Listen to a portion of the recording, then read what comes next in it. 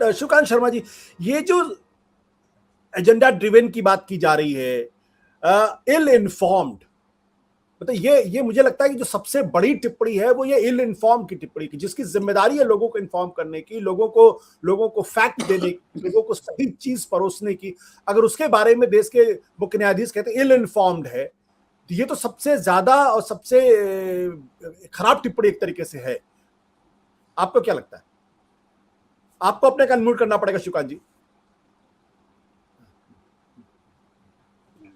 माफ करें, मेरे ख्याल से मुख्य न्यायाधीश की टिप्पणी के दो पहलू हैं। एक, उन्होंने जो सीधी बात कही है, उनको सबसे ज्यादा दुख या सबसे ज्यादा परेशानी इस बात की है, और ये भारत में बहुत गलत परंपरा चल गई है कि जब कोई भी मुद्दा या कोई भी केस अदालत में चला जाता है, उसके बाद उसकी कवरेज कैसे हो, उसके ऊपर बहस हो या ना हो, उसके ऊपर दंगल मचें और जो है सनसनियां फैलें, इसकी गुंजाइश है कि नहीं है, इस पर हमें विचार करने की जरूरत है, संयम बरतने की जरूरत है। मुझे लगता है दुनिया में ऐसा कहीं नहीं होता जैसे भारत में होता है।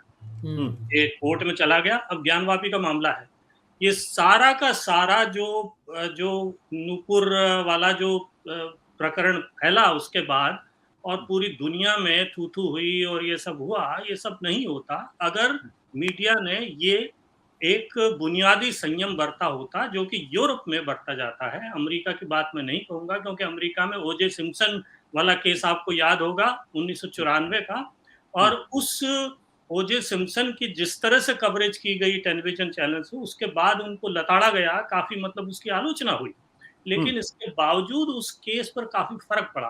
तो अदालतों की जो कार्रवाई है, अदालत भी चार स्तंभों में से एक प्रमुख स्तंभ है न्यायपालिका, तो न्यायपालिका के काम को जो चौथा स्तंभ है मीडिया, वो दूभर बनाता जा रहा है, उसको अपने ऊपर संयम नहीं है, उसको इससे गुरेज करना चाहिए। ये उनकी टिप्पणी का एक पहलू है जी। दूसरा पहलू ये है कि पूरी गुणवत्ता, पूरी जो संपादकीय गुणवत्ता है, वो पूरी तरह से प्रभावित हो गई है। मैंने सनसनी का नाम लिया, दंगल, मतलब ये सारे के सारे जो फॉर्मेट है डिबेट के, ये मुफ्त के हैं। आपको 1 घंटा 2 घंटे आप निकाल देते हैं, कुछ आपका सिवा एयर टाइम के कुछ समय नहीं लगता, उसमें विज्ञापन से आपकी आमदनी हो जाती है।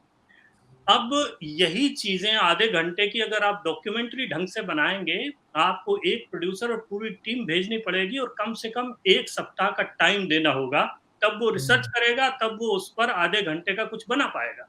अगर आप उसी को लूप कर देंगे, 3 सेकंड का 5 सेकंड का क्लिप है, 1 घंटे तक आप लोगों को परेशान करते रहेंगे लूप कर करके, या किसी 4 फोटो आपको मिल जाएंगे, उसको एनिमेट कर देंगे और पता नहीं क्या क्या बताने की कोशिश करेंगे, उसी बात को बार बार रिपीट करेंगे। ये जो फॉर्मेट है, ये समय भरने का फॉर्मेट है। सीधा सीधा आप सस्ता टेलीविजन बनाना चाहते हैं, जो गुणवत्ता में सस्ता है, जो लागत में सस्ता है, और जो हर चीज में सस्ता है, और सस्ती चीज जो है वो समाज को और देश को कहीं से फायदा नहीं पहुंचा सकती, वो भी खासकर चौथा स्तंभ अगर इतना सस्ता हो जाए।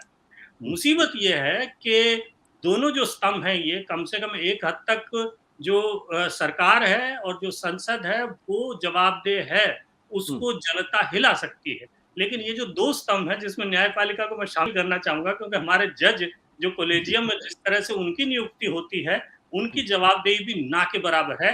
अमेरिका का सिस्टम मुझे ज्यादा अच्छा लगता है, जहां जज की नियुक्ति होने से पहले, खासकर सर्वोच्च न्यायालय में, बड़ी जांच पड़ताल पूछताछ की जाती है, पूरी दुनिया के सामने उसे दिखाया जाता है, ताकि लोगों को पता लगे कि किस विचारधारा के हैं, कहां से आ रहे हैं और क्या करने जा रहे हैं। इसके बावजूद वहां जो पूर्वाग्रह है वो दूर नहीं हो पाते, लेकिन कम से कम भारत से ज्यादा जवाबदेही है। तो ये तो न्यायपालिका की बात हुई। और मीडिया तो हमारे यहाँ, आपको राडिया केस याद होगा, आपको उसके बाद तमाम तरह के जो दूसरे केस आए हैं वो सब याद होंगे। मीडिया अपने आप को सेल्फ रेगुलेट नहीं कर पा रहा है, ये बहुत बड़ी कमजोरी है। तो आप जिस लोकतंत्र के खतरे की बात कर रहे हैं, उसके जब 2 पायदान ऐसे हैं जिनकी जवाबदेही ना के बराबर है, जो मनमानी कर सकते हैं और कर रहे हैं, तो ये खतरा बना। सत्य हिंदी का ऐप डाउनलोड करें गूगल प्ले स्टोर पर।